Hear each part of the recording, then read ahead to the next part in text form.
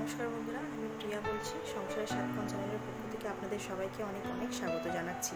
আমার চ্যানেলটা নতুন, খুবই নতুন, খুব বেশি দিন হয়নি চ্যানেলটা আমি ওপেন করেছি। তো আমি চাইবো যে আপনারা সবাই আমার সাথে থাকবেন, পাশে থাকবেন। তো আজকে চলে এলাম আপনাদের সঙ্গে একটু গল্প করতে এবং আমার ছেলের সঙ্গে আপনাদের একটু পরিচয় করিয়ে দিতে। ও ছোট্ট মানুষ, তো ও হচ্ছে মাইথোলজিক্যাল টপিক নিয়ে আলোচনা করতে, হিস্টোরিক্যাল টপিক নিয়ে আলোচনা করতে, সেগুলো সম্বন্ধে অনেক কিছু নতুন নতুন যেগুলো ওর জানা নেই সেগুলো জানতে খুব পছন্দ করে। ইভেন ওর নলেজে যতটুকু আছে সেটা নিয়ে ও মানে কাউকে গল্প ওর আকারে শোনাতেও খুব ভালোবাসে। আজকে স্কুল থেকে ফেরার সময় আমাকে বলল যে মা, তোমার চ্যানেলে তোমার ফ্রেন্ডসদেরকে আমি হিস্টোরিক্যাল একটা টপিক নিয়ে একটু আলোচনা করব, সবার সঙ্গে গল্প করব। তো আমি বললাম হ্যাঁ, কোনো ব্যাপার না, খুব ভালোই হবে, তাহলে সবাই শুনতে পছন্দ হবে। আর তুই যে জিনিসটা জানিস সেটাও তোর আরেকবার চর্চার মধ্যে এসে যাবে, ভালোই হবে। তো আমি ওর সঙ্গে আপনাদের পরিচয় করিয়ে দেবো এবং আশা করবো আপনারা সবাই সাথে থাকবেন, পাশে থাকবেন। ও কী বলতে চাইছে বা ওর যতটুকু নলেজ আছে, যে টপিকটা নিয়ে আলোচনা করতে চাইছে সেটা নিয়ে আলোচনা করবে, আপনারা সেটা শুনবেন। আমি ওর সঙ্গে আপনাদের ইন্ট্রোডিউস করি।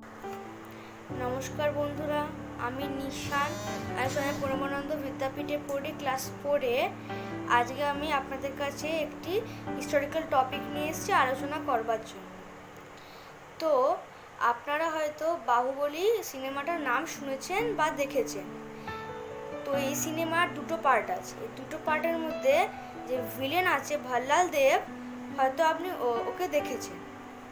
তো ভাল্লাল দেবের একটি ভয়ানক আর মারাত্মক রথ ছিল, যে রথের মধ্যে ভাড়া থাকতো আর সামনের চক্র ঘুরতো, যেটা সামনের প্রত্যেকটা মানুষকে মেরে দিত আর তীরও বেরোতো। তো ওই রথটা আবিষ্কার করেছিল বিম্বিসারের পুত্র অজাতশত্রু। অজাতশত্রু নিজের বাবাকে হত্যা করার পরে পুরো রাজ্যটাকে নিয়ে নিল। আর তারপর ও এই দুটো মারাত্মক অস্ত্র আবিষ্কার করলো। এক হলো একটি গোলা টানা অস্ত্র, যার মধ্যে গোলা দিয়ে টানতে হতো আর ছিটে দিতে হতো, আপনারা হয়তো ছবি দেখেছেন। আর একটা হলো ওই রথটা, ভাল্লাল দেবের রথটা, যেটাকে বাহুবলীর দুটো পার্টে ব্যবহার করা হয়েছে। তো এগুলোকে বানিয়েছিল অজাতশত্রু। এবার এগুলোকেও একটা যুদ্ধের মধ্যে ব্যবহারও করেছিল। তো আপনাদের এই টপিকটা কীরকম লাগলো আমাকে জানাতে ভুলবেন না। আমি মাঝে মাঝেই এরকম মাইথোলজিক্যাল আর হিস্টোরিক্যাল টপিক নিয়ে আমার মায়ের চ্যানেলে আসবো। টাটা। তো আপনাদের কেমন লাগলো ভিডিওটা অবশ্যই জানাবেন। তো আমাকে বলছে মা, আমার প্রথম ফার্স্ট টাইম আমি বললাম, তো আমার খুব নার্ভাস লাগছে, তো বলে পাশ থেকে সরে গেছে। আপনারা জানাবেন কেমন লাগলো। তো এরকম ছোটো ছোটো ভিডিও নিয়ে বোথালে মাঝে মধ্যেই আপনাদের সঙ্গে আলোচনা করবে। তো ভোরবেলা উঠে, এখন যেহেতু এমনি মর্নিং স্কুল, সেই কারণে ভোরবেলা 5:30টার সময় উঠতে হয়, 5টা থেকে 5:30টার মধ্যে উঠতে হয়, 5:45টার মধ্যে বাড়ি থেকে বেরিয়ে যেতে হয়।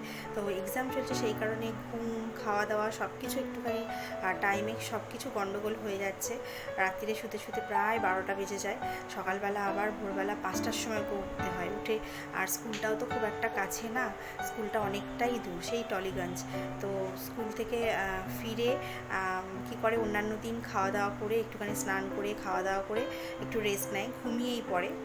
তো আজকে বাচ্চারা কী করেছে, ঘুমায়নি, জেগে আছে, যেহেতু বলেছি যে আমি এরকম চ্যানেলে আসবো, তো সেই জন্য বলছে যে মা, তোমার চ্যানেলে আমিও যাব, আমি টপিক নিয়ে আলোচনা করবো। ওই জন্য বাচ্চারা সেই থেকে জেগে আছে, এখনও ঘুমায়নি। তো ঘড়িতে এখন বাজে দুপুর 2টো, লাঞ্চ টাইম হয়ে গেছে। তো সবাই কি লাঞ্চ হয়ে গেছে? আমার তো এখনও হয়নি। ছেলেকে খাওয়াবো, তারপর টুকিটাকি অনেক কাজকর্ম আছে, সেগুলো সব কিছু করবো, করে আমিও লাঞ্চ করে নেব।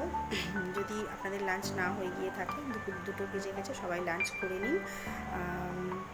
আজকের মতো ভিডিওটা এখানেই শেষ করছি। পরে আর একদিন নতুন ভিডিও নিয়ে আবার আসবো। আশা করব সবাই সাথে থাকবেন, পাশে থাকবেন। প্লিজ চ্যানেলটাকে লাইক করুন, সাবস্ক্রাইব করুন, শেয়ার করুন। টাটা।